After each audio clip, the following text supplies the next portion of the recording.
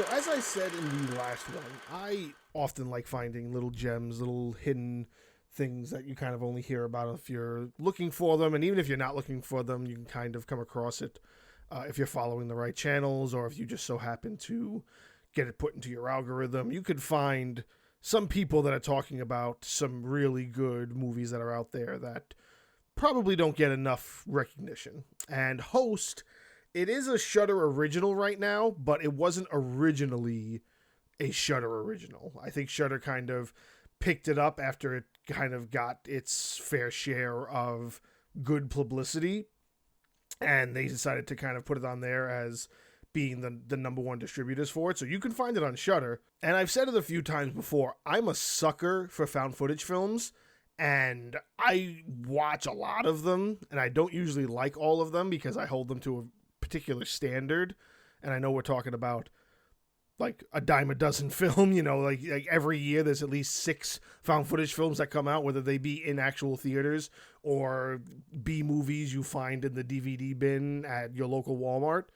But I love that genre. There's something about that genre that's always appealed to me. So when I heard about Host, it kind of intrigued me a little bit. But then what else really intrigued me is the fact that this movie is 99% rated everywhere. Like 99 on Rotten Tomatoes, almost 10, a full 10 on Metacritic.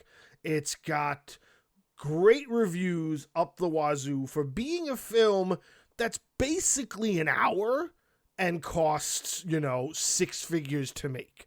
Granted, it only made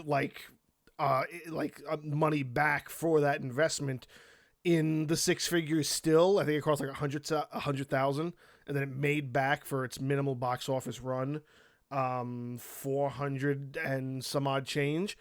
But that's quadrupling your budget, which makes it a really good, successful film. It's just a tough one to kind of swallow when you consider that it's literally under an hour. And it's under an hour for good reason, because nothing drags the story along for this film.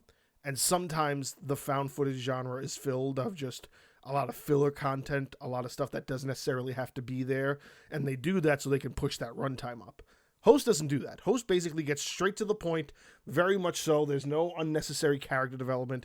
It is paced very well for the story it's trying to tell. So essentially, Host is about this group of friends who it takes place during the pandemic, so it's somewhere in Britain during the pandemic, and they want to get on this virtual meeting and do something that's kind of unique while they're all isolated.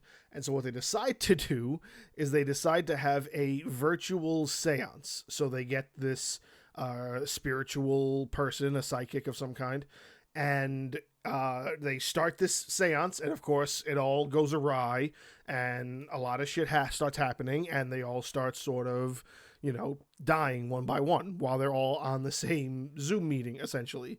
What's really cool about it is its use of the Zoom mechanics, also actually using Zoom in and of itself as the background holder for everything, and realizing that, that in and of itself is probably a pretty penny. To be such a low level, I've never heard of anybody that's attached to this film except for the director, Rob Savage. And the only reason I know Rob Savage is because this is the same guy who went and gave us The Boogeyman, which is another film that I spoke about during this time frame. So this is 2 out of 4 of Rob Savage's films that I've sat through just for this Halloween, and he's only got 4 films.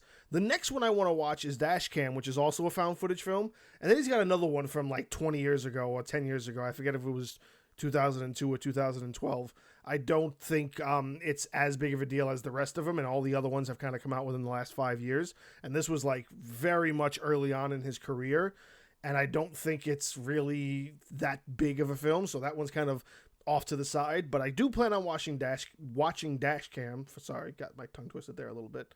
So yeah, he does this film Host, and you heard about all the praises I gave to him for Boogeyman, and this is just another one. This is another one that's just kind of, he's really doing well in my eyes, because this film, from start to finish, is really good. And again, Rob Savage is the only one I know that's attached to it. It's all a bunch of no names. I've never seen them in anything else before. And as you know, the movie is progressing, I appreciate that I don't know any of them because they do a really good job. Like, they do a really good job at selling the movie to you when it comes to something that's such an independent level film. And again, it's also kind of experimental because they were probably one of the few that was still pushing out a movie during that pandemic time, during that 2.5, 3 year period where a lot of the films and TV shows that were coming out either had to address it in some way, full on addressed it in some way, didn't even talk about it, or got delayed so much because of it that they pushed out anything we were going to see from them until the most recent last couple of years.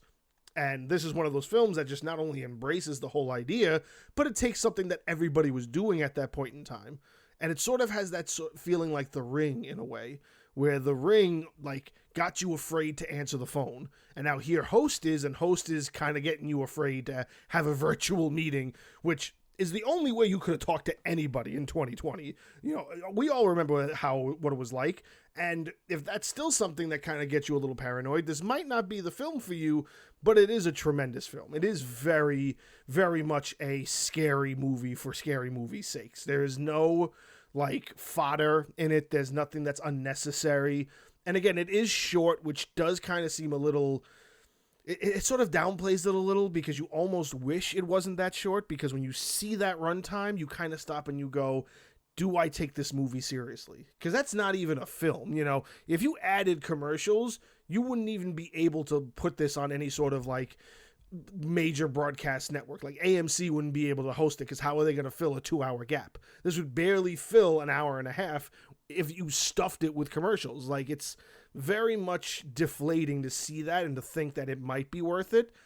But I'm being 100% real with you. The 99 ratings and all the positive ratings, I literally held off on this film until this Halloween season so I could watch it and do it fresh. And I'm really happy I did, because so far, so good with this year's Halloween films and the scary movies that I've been giving a chance to. This is definitely one of the ones that's at the top of my list of probably the best this year. Not movie that came out this year, obviously, but like the best horror movie I've watched this year so far.